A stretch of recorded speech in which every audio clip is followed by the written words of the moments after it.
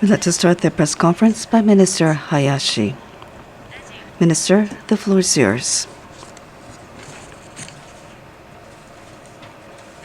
Thank you very much. Allow me to start with the following statement.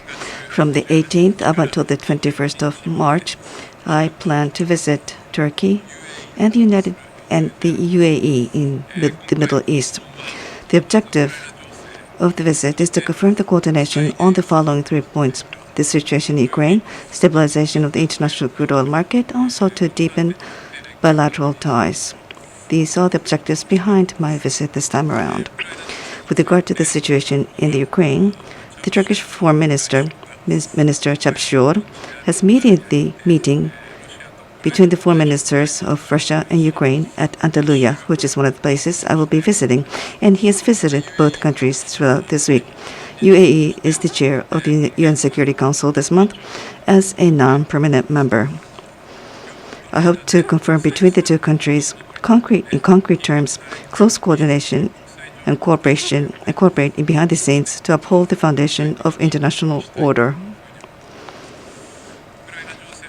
In terms of the response to the rising oil prices due to the situation in Ukraine, we would like to confirm coordination to stabilize the international oil market with UAE, an OPEC member country.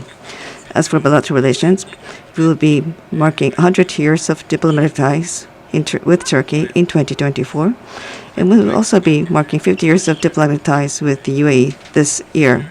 So that being the case, we would like to further consider and have further discussions about deepening our existing ties. That is all. Thank you very much. We will start the questions and answers. Please raise your hand, and if you are invited, come forward to the microphone. Tell us your name and affiliation. Nobira-san, Asahi Shimbun newspaper.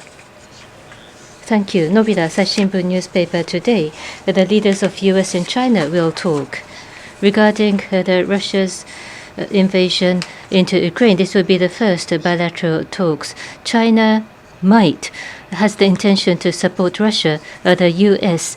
is expected to warn China. Minister, what is your observation? Thank you.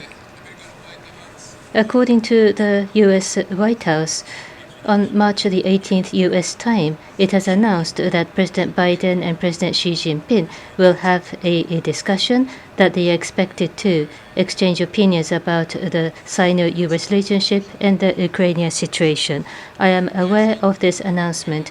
This is about a meeting between third countries, so I shall refrain from commenting. However, having said that, with regard to Ukrainian aggression by Russia, this is the very moment that the international community must unite and respond resolutely in order to defend the foundation of international order. It is also important to encourage China to behave responsibly. Next question from Mainichi Shimbun newspaper. The floor is yours. Please go ahead with your question. Thank you. Kaiki from Mainichi Shimbun newspaper. At a subcommittee meeting of LDP this meeting, I understand that in 2015, the former ambassador of Ukraine to Japan has requested that the reference to Kiev be changed to Ukrainian-based reference. And also, at the Chief Cabinet Secretary meeting on the 15th this year, I understand that they have indeed, he has said that the Japanese government has not received an official application. Is that true? Please, can you confirm the facts, please? Yes, thank you. With regard to the matter that you asked, we have not been able to confirm that we've received the document as such up until now. Now, having said that, as far as the government is concerned in various forums, we will to continuously study whether or not spellings and references are appropriate. We will to continue to give this matter consideration in that manner. Mainichi Shimbun newspaper. Additional question. On 2014, when Ukraine was annexed, regarding the major cities, the Ministry of Foreign Affairs has changed some nomenclature into the Ukrainian language. What about the situations?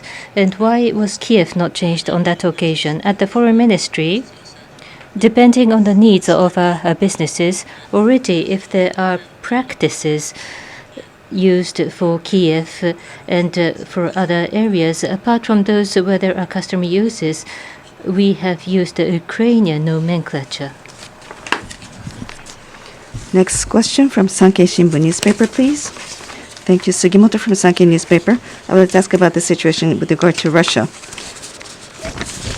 There's continued aggression into Ukraine by Russia, and there continues to be very strong control of freedom of speech in Russia, and also the concerns about the violation of human rights. What are your views, Minister? And also, as the aggression to Ukraine continues, how has that been supported by the situation domestically? I would appreciate your recognition. Indeed, a law was established to suspend. A law was established in Russia to restrict freedom of speech, and also, so activities by the media in Russia is frequently suspended. Such crackdowns, we believe, is a representation of the intention. Is closely related to the continued aggression into Ukraine by the Russian government. We are strongly concerned about the freedom of speech, freedom of press in Russia, as well as the restriction of freedom of expression. We strongly condemn this as far as Japan is concerned through various measures. We would like to continue to clearly communicate our position. We would like to make efforts to raise the public awareness on this matter. Thank you.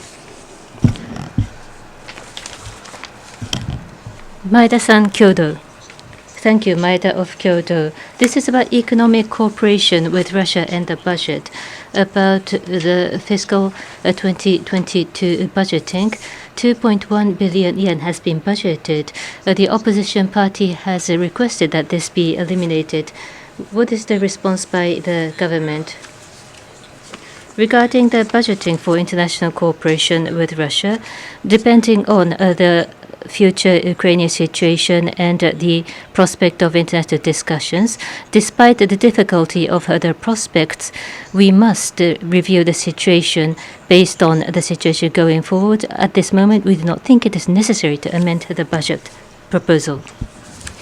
Abe-san from Yomiuri newspaper, please. Abe-san, the floor is yours. Thank you. Abe from Yomiuri newspaper. I'd like to go back to the situation pertaining to support to be rendered to Moldova. At the G7 Foreign Ministers meeting, I think the Moldova support group is to be established. That was agreed upon at the G7 Foreign Ministers meeting last night. The minister, I understand that you are the head of the Parliamentary Friendship League between Japan and Moldova. So bearing that position in mind, how do you intend to exert leadership on this matter? I would appreciate your response. Thank you. Prior to my appointment as the Minister of Foreign Affairs, a couple of years ago, I believe, I was appointed. There was a launch of the Japan-Moldova Parliamentary Friendship League, and I was recommended. I was nominated to be the head of that parliamentary league. And in the meantime, I had meetings with the ambassador of Ukraine, Moldova rather, to Japan, and also on an online basis, I had the chance to meet with the delegation of the parliamentarians of Moldova. So through such exchanges, we've been able to deepen our ties of friendship with the aforementioned country. So against that backdrop, after my appointment as the Minister of Foreign Affairs, the online exchanges between the parliamentary friendship leagues continued, and I was able to take part in those online meetings. Now, Moldova is a country with whom we share universal values, and that being the case, and in the light of the very difficult situation right now, the so-called evacuees, people fleeing the country, are now arriving at the aforementioned country. And they have a significant impact, and they face various challenges. So against that backdrop, at the G7 Foreign Minister meeting yesterday, in that meeting, there was an agreement that G7 countries should play a central role in rendering support to Moldova, and a team will be set up to render support to Moldova. And I believe that is a very timely effort. So as far as the G7 is concerned, and also as far as other participating countries and relevant countries are concerned, we hope that we'll be able to coordinate with them and go ahead with this endeavor. Thank you. Yes, Mr. Maeda, Kyoto. Thank you, Maeda Kyodo. This is about the use of masks of the U.S. forces Japan. In order to prevent the spread of COVID-19, when they lifted the restrictions in and outside the U.S. forces areas, facilities and areas, as of the 14th, some restrictions have been lifted. What is the government position? Have you been notified? Have you protested or filed complaints? The U.S. forces Japan, as of 14th of March, according to the new policy by the Department of Defense and the USCDC, in the case where the infection is under control in the facilities and areas and surrounding areas, they have decided that face masks will not be mandatory inside the facilities and areas. However, they will continue to mandate the use of masks outside the facilities and areas. We have received this explanation.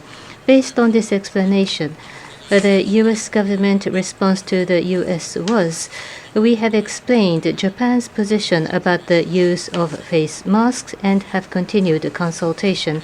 As a result, regarding the U.S. forces Japan, as of March 18, which is as of today, according to March 18, they have issued a policy that when there are contact with Japanese workers within the facilities and areas by the U.S. Force Japan people, that they are recommended to wear face masks. The government will continue to work in order to contain the spread of protection and to alleviate the concerns of the local people, and we will collaborate with you through the Subcommittee on Quarantine and Health. Maeda from Kyoto. I would like to ask a relevant question. From today, I understand that when they come into contact with the Japanese employees, they have to wear a mask. You're not seeking any more from the U.S., as I mentioned earlier. We have already received explanations from the U.S. side. We'll continue to make efforts to prevent the spread of the infection. We'll make efforts to alleviate any concerns of the local community, and through the Quarantine and Health Subcommittee meeting, we'll continue to have coordination between Japan and the United States. This will be the final question. IWJ. Thank you. Hamano, IWJ. Question about Ukraine. At the moment, across the world, there is a wide criticism of Russia, but Prime Minister Orban of Hungary said that we are only a chessboard in terms of Central and East European countries vis-à-vis Russia. Hungary will not send military or weapon. What is your response, Minister Hayashi? And in the case of government of Japan, bulletproof vests and others have been provided by assistance. But what is the possibility of maintaining neutrality and not engaging in this conflict? Thank you. Regarding Russia's aggression vis-à-vis Ukraine is a prohibited use of force banned by Article 2.4 of the UN Charter, and this is a violation of international law. In order to defend the foundation of international order, we must act resolutely and demonstrate that there will be a very high cost for Russia's outrageous actions like this. As for Japan, we will continue to work with international communities such as the G7 and others to encourage Russia to stop aggression and to listen to the voices of the international community, and will take appropriate actions. This is the end of the press conference. Thank you.